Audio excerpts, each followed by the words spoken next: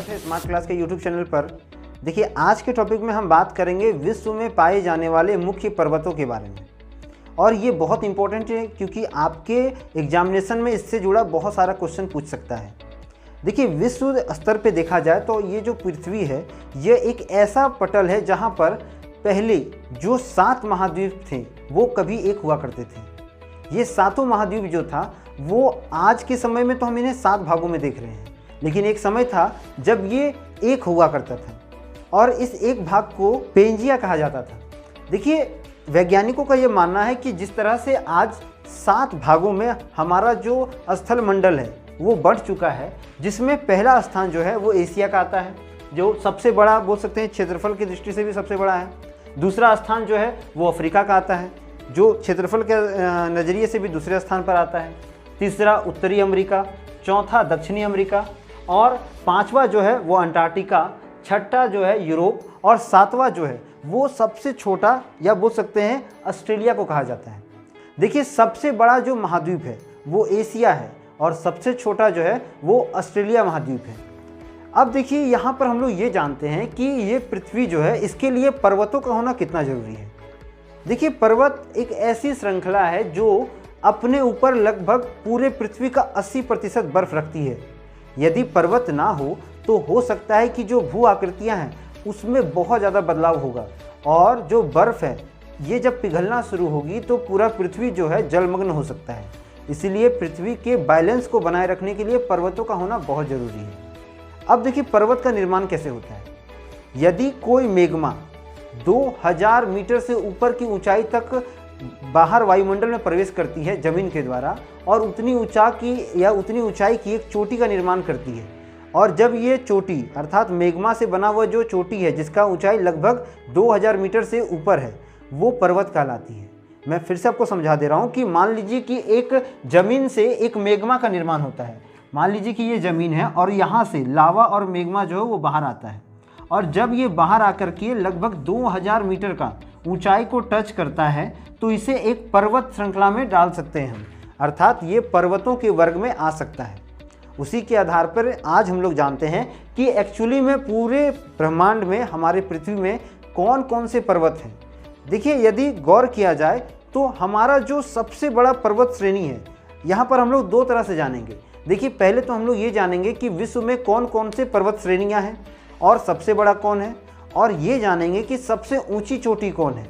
उसके अलावा ये भी हम लोग जानेंगे कि इनका उपनाम क्या है और कौन कौन सी चोटियाँ जो है हर देश की मुख्य पर्वत श्रृंखलाएँ या पर्वत होती हैं। सबसे पहले हम लोग ये जानते हैं कि कौन कौन से चोटियों के क्या क्या उपनाम हैं या कौन कौन सी पर्वत श्रृंखलाओं के क्या क्या उपनाम हैं।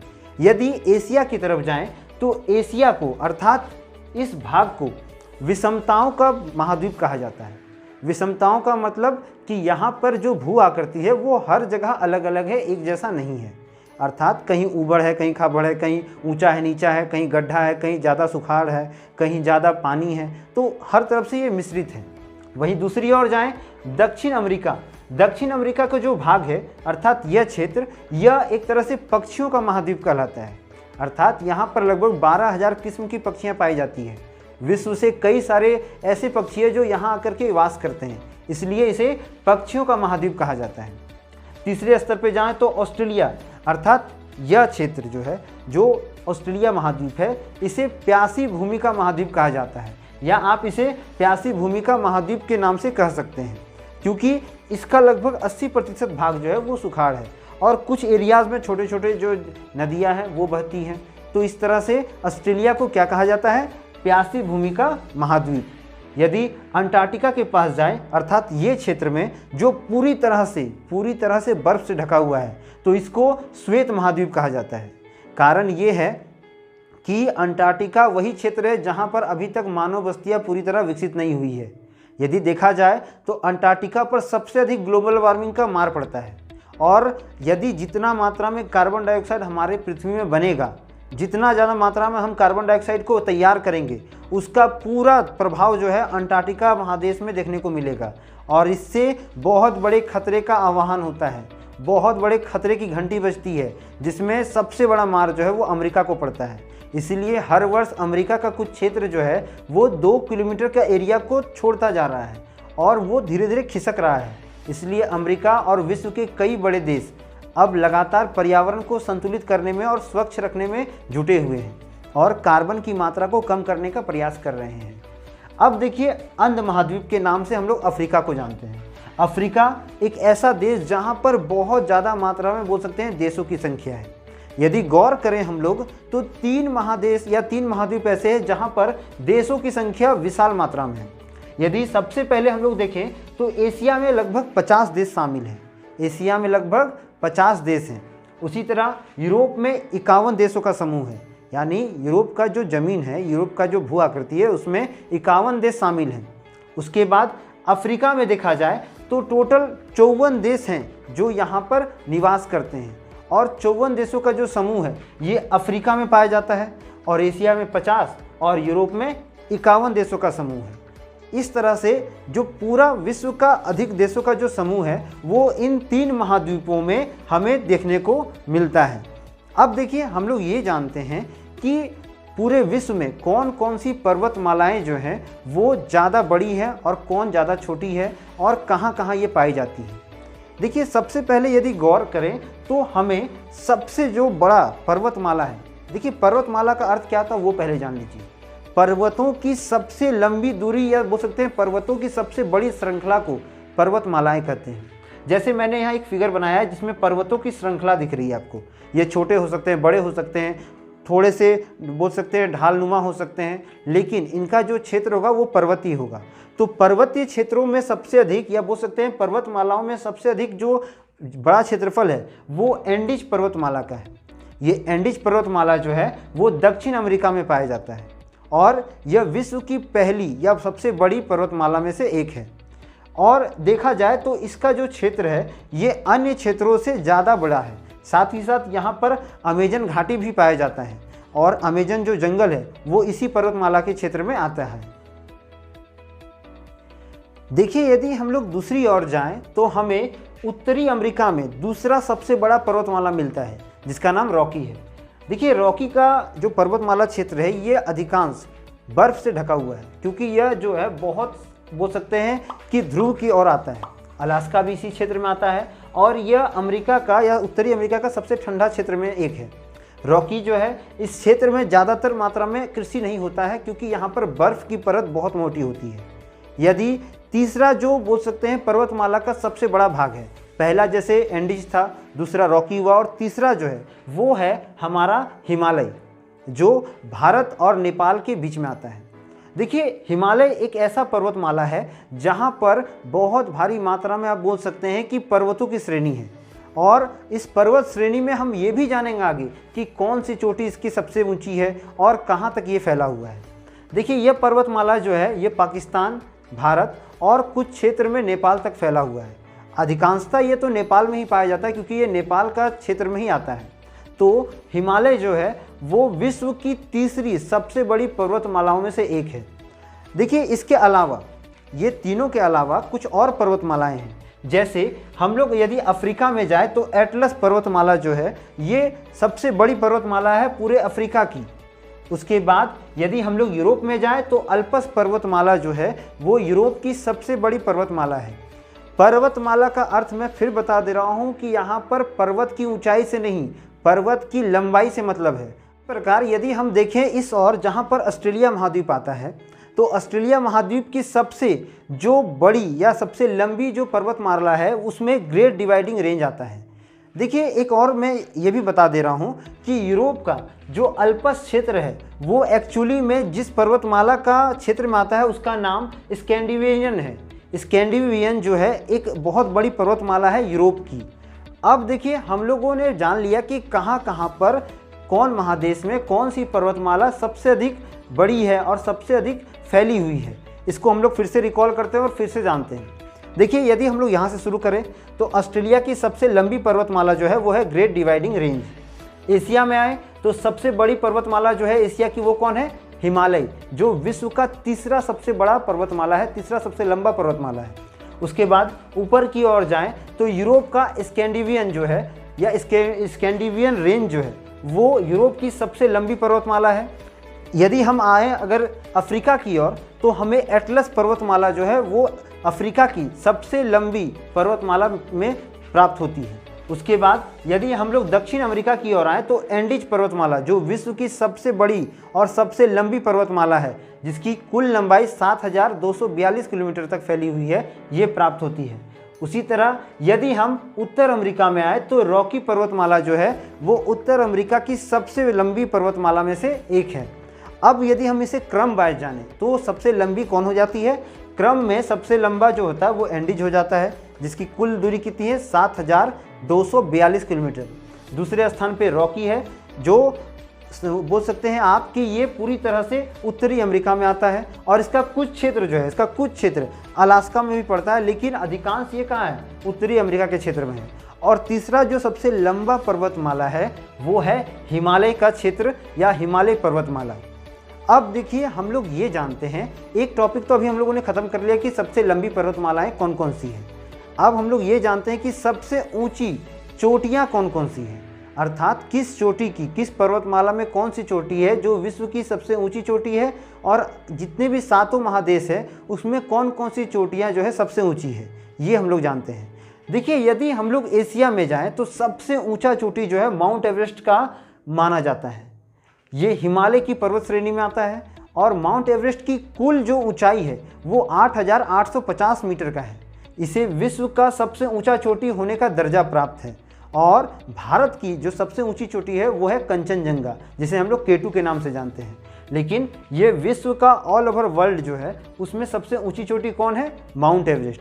यदि हम लोग नीचे की ओर आएँ तो हमें ऑस्ट्रेलिया महाद्वीप दिखता है, जिसमें सबसे ऊंची चोटी का जो नाम है वो कैसियुस्को है। कैसियुस्को ऑस्ट्रेलिया की सबसे ऊंची चोटी है। उसी प्रकार यदि हम लोग आए अफ्रीका में तो अफ्रीका का किलिमंजारो जो है वो सबसे ऊंची चोटी है। कहाँ की? अफ्रीका की। फिर हम लोग यूरोप में जाते हैं तो यूरोप में हमें अल्पस जो पर्वत मिलता है वो सबसे ऊंची चोटी है, वो सबसे ऊंची चोटी है। वहीं यदि हम लोग जाएं दक्षिण अमेरिका की ओर तो यहाँ पर एकांगुआ नामक एक पर्वत श्रेणी है जो सबसे ऊंची पर्वत श्रेणी है, और इसमें माउंट एल्ब्रूस जो है वो सबसे ऊंची चोटी है। उसी प्रकार यदि हम जाते हैं उत्तर अमेरिका में तो उत्तर अमेरिका में माउंट मैकनले जो है वो सबसे ऊंची चोटी है।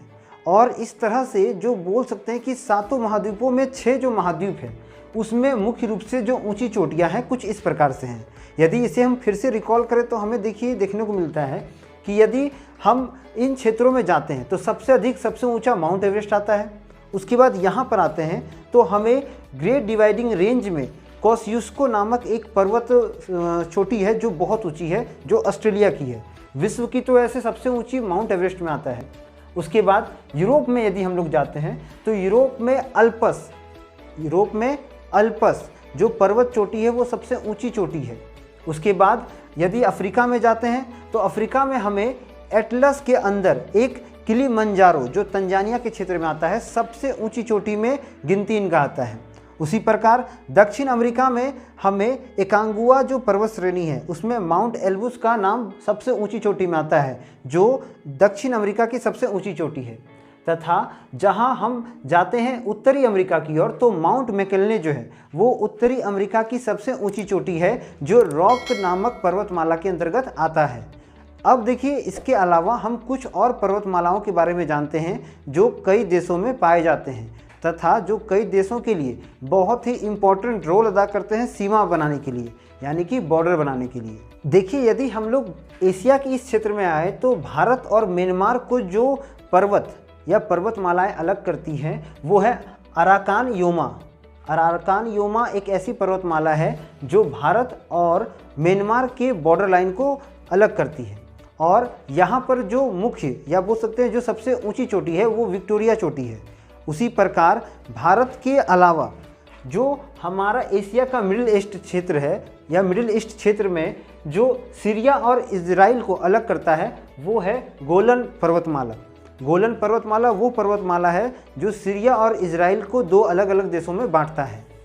देखिए, उसी प्रकार यदि हम थोड़े से ऊपर जाएं अर्थात गोलन के जस्ट ऊपर जाते हैं जहां रसिया और मंगोलिया का क्षेत्र आता है, वहां पर एक कुनलुन जो है पर्वतमाला है ये कुनलुन पर्वतमाला जो है इसे एशिया का बैकबोन या एशिया की रीढ़ की हड्डी कहा जाता है, क्योंकि यहाँ से एशिया जो है रसिया से अलग होने लगता है और उसी के जस्ट थोड़े दूर या फिर इस क्षेत्र में आए जो यूरोप का क्षेत्र है, वहाँ पर हमें 3 तरह के पर्वतमालाएँ मिलती हैं, जिसमें अल्पस पर्वतमाला बहुत इंपॉर्टेंट रोल अदा करता है, क्योंकि अल्पस पर्वतमाला से ही राइन नदी बहते हुए उत्तरी सागर में गिरती है और इसी सागर के रास्ते अर्थात राइन नदी से जस्ट थोड़े से नीचे या राइन नदी से होते हुए एक ब्लैक फॉरेस्ट नामक जो है पर्वतमाला जुड़ी हुई है, जो इस क्षेत्र की सबसे ऊंची पर्वतमाला है।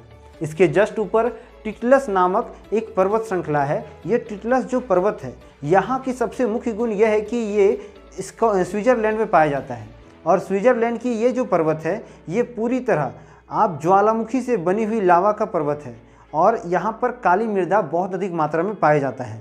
तो इस तरह यूरोप में मुख्य रूप से जो 3 पर्वत हैं वो बहुत इंपॉर्टेंट रोल अदा करते हैं यूरोप के लिए, जिसमें पहला अल्पस पर्वतमाला, दूसरा ब्लैक फॉरेस्ट और तीसरा जो है वो टिटलस है। देखिए मैं फिर से बता दे रहा हूँ कि अल्पस जो पर्वतमाला है इसी से होकर राइन नदी बहती है और ये कई देशों में जिसमें जर्मनी है, फ्रांस है, इटली है, नेदरलैंड है, ये सभी देश इसके बोल सकते हैं छोर में आता है और ये नेदरलैंड और फ्रांस से होते हुए उत्तरी सागर में जाकर के गिरती है। देखिए यदि हम इस ओर जाएं जहाँ पर ऑस्ट्रेलिया का क्षेत्र आता है, उसी के नीचे जो है वो न्यूजीलैंड है। न्यूजीलैंड में भी एक पर्वत है जिसका नाम दक्षिणी अल्पस रखा गया है। ये अल्पस का ही एक प्रतिरूप है, अर्थात जो अल्पस पर्वत हमें इस ओर यानी यूरोप में देखने को मिलता है उसी का एक प्रतिरूप जो है वो न्यूजीलैंड के क्षेत्र में है, जिसका नाम रखा गया है दक्षिणी अल्पस और इसे वर्ष 1806 में खोजा गया था। देखिए उसी प्रकार यदि हम अफ्रीका में जाएं तो जहां अफ्रीका में सबसे ऊंची चोटी किलिमंजारो का है जो तंजानिया के क्षेत्र में आता है, उसी तरह साउथ अफ्रीका जो अफ्रीका के नीचे साइड में है, साउथ अफ्रीका में डेकेंसबर्ग जो है ये सबसे ऊंची पर्वतमाला है, ये सबसे ऊंची चोटी है साउथ अफ्रीका की। साउथ अफ्रीका की सबसे ऊंची चोटी का क्या नाम है? डेकेंसबर्ग। लेकिन अफ्रीका का सबसे ऊंची चोटी कौन है? किलिमंजारो जो तंजानिया का क्षेत्र में है। देखिए साउथ अफ्रीका के बारे में एक फैक्ट और जान लीजिए कि यही एकमात्र ऐसा महाद्वीप है जिससे तीनों रेखाएं होकर गुजरती हैं, अर्थात इससे आप कर्क रेखा, विषुवत रेखा जिसे हम लोग भूमध्य रेखा भी कहते हैं और मकर रेखा, ये तीनों होकर गुजरती है। तो हम कह सकते हैं कि 7 महाद्वीपों में सिर्फ और सिर्फ एक अफ्रीका महाद्वीप एक ऐसा महाद्वीप है जहां कर्क, भूमध्य और मकर रेखा होकर के गुजरती है, जो बहुत ही यूनिक है। यदि हम इसके अलावा इसके दूसरे छोर में जाएं जहां पर दक्षिण अमेरिका है, उसमें यदि हम लोग देखते हैं तो हमें यह ज्ञात होता है कि माउंट एल्ब्रूस जो है ये सबसे इम्पोर्टेंट रोल अदा करता है। उसके साथ साथ यहाँ पर जो पूरी भू आकृति है ये ज़्यादातर एंडीज के ऊपर निर्भर करता है, इसलिए यूरोप में सबसे ऊंची चोटी जो है वो माउंट एल्ब्रूस को कहा जाता है। देखिए यदि अब हम लोग जाएं उत्तरी अमेरिका की ओर अर्थात थोड़े ऊपर जाते हैं तो यहाँ हमें ब्लैक माउंटेन और वाइट माउंटेन जो यूएसए में फैला हुआ है ये वहाँ की सबसे ऊंची चोटियों में से एक है। और एक और ख़ास बात ये है कि ये जो क्षेत्र दिख रहा है जिसको मैंने ब्लू पेन से पॉइंट किया है, जिसका नाम ब्रिटिश कोलंबिया का जो क्षेत्र है, इसे पर्वतों का सागर कहा जाता है, अर्थात ये कनाडा के क्षेत्र में आता है और कनाडा का एक राज्य जो ब्रिटिश कोलंबिया है उस क्षेत्र को पर्वतों का सागर के नाम से जाना जाता है। तो यदि आपको जीके में पूछा जाए या कहीं भी एग्जाम्स में ऐसा क्वेश्चन पूछा जाए जिसमें ये उल्लेख रहे कि किसे पर्वतों का सागर कहा जाता है, उस क्षेत्र का नाम क्या है? ब्रिटिश कोलंबिया, जो कनाडा देश में आता है। इसके साथ साथ ये जो उत्तरी अमेरिका है ये अलास्का पर्वत श्रेणियों में या अलास्का पर्वत क्षेत्र में इसकी जो सबसे ऊंची चोटी है वो माउंट मैकिनले है। फिर से मैं बता दे रहा हूँ कि माउंट मैकिनले जो है वो अलास्का क्षेत्र का या अलास्का पर्वतमाला में सबसे ऊंचा चोटी है। तो इस तरह से पूरा जो पृथ्वी है उसमें जो मुख्य चोटियाँ हैं वो कुछ इस प्रकार से थी। देखिए मैंने बहुत प्रयास किया है कि आपको कुछ मुख्य चोटियों के नाम मैं बता दूं जिससे आपको बहुत हेल्प मिलेगा आपके एग्जाम्स में। ऐसा नहीं है कि इसके अलावा और कोई चोटी और पर्वत नहीं है, बहुत सारी हैं। जैसे अरावली का पर्वत श्रेणी है जो विश्व की या ब्रह्मांड की सबसे पुरानी पर्वतमाला में से एक है। उसके साथ साथ अल्पाइन पर्वतमाला जो है बहुत पुरानी पर्वतमालाएँ हैं। तो ये सब पर्वतमालाएँ हैं, लेकिन आज के समय में जिस प्रकार के क्वेश्चन पूछे जाते हैं उनमें से मैंने आपको बताने का प्रयास किया है। देखिए कुछ नवनिर्मित या नए पर्वतमालाएँ हैं जो मुश्किल से 2000 करोड़ साल पहले बने। और उससे पहले जब पृथ्वी तैयार हुई थी तो उस समय अरावली पर्वतमाला और एल्पाइन पर्वतमाला उपस्थित था, लेकिन उनके बाद जो नए बने उसमें से मुख्य हैं, जिसमें हमारा एशिया क्षेत्र में आता है हिमालय, यानी कि माउंट एवरेस्ट का जो भाग है, या हिमालय जो पर्वतमाला है, जो हिमालय का पर्वतमाला है वो क्षेत्र। उसके बाद एंडीज पर्वतमाला और रॉकी पर्वतमाला, ये सभी पर्वतमालाएं जो है नवनिर्मित या नई पर्वतमालाएं हैं, जिसका निर्माण 1000 करोड़ साल पहले हुआ है। लेकिन उससे पहले एल्पाइन पर्वतमाला और अरावली पर्वतमाला का निर्माण हो चुका था। तो आशा करते हैं कि ये जो पर्वतमालाओं का जो पूरा श्रृंखला था ये आपको बहुत अच्छे से समझ में आ गया होगा। मिलेंगे हम लोग अगले वीडियो में, तब तक के लिए चैनल को लाइक करें, शेयर करें, सब्सक्राइब करें। वंदे मातरम, भारत माता की जय।